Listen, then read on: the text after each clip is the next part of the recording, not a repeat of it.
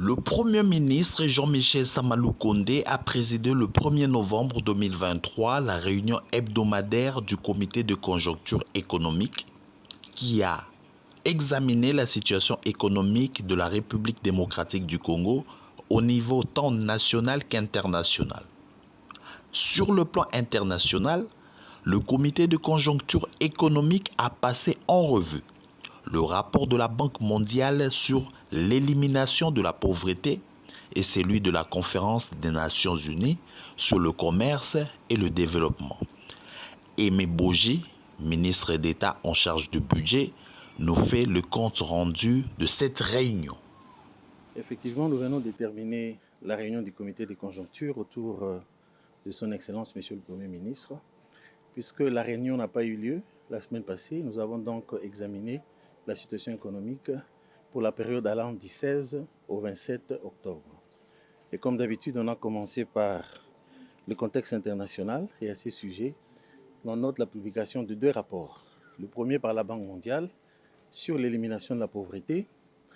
Et à ces sujets, le rapport révèle qu'à l'horizon 2030, on ne va pas atteindre cet objectif de développement durable dans la mesure où il y aura à peu près 600 millions de personnes qui vont continuer à vivre dans des conditions d'extrême pauvreté. Cette situation fait suite au choc qu'a connu l'économie mondiale entre la période de 2020 à 2022. Comme recommandation, on demande aux pays en voie de développement d'augmenter les dépenses dans les secteurs sociaux, notamment dans les secteurs de la santé, dans les secteurs de l'éducation et des infrastructures de base.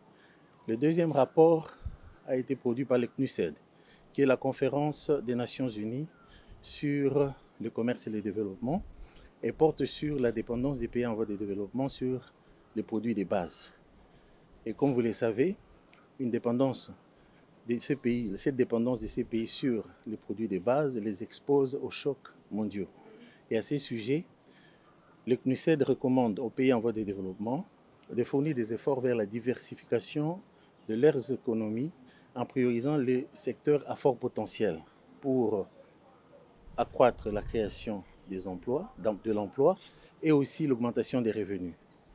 Au niveau national, on note le 24 octobre l'adoption par l'Assemblée nationale du projet de loi de finances pour l'exercice 2024, un projet de loi de finances qui a été présenté en équilibre et en recette avec des prévisions à hauteur de 40 500 milliards de francs congolais, et ceci représente une augmentation de 24% comparativement au budget de l'exercice en cours.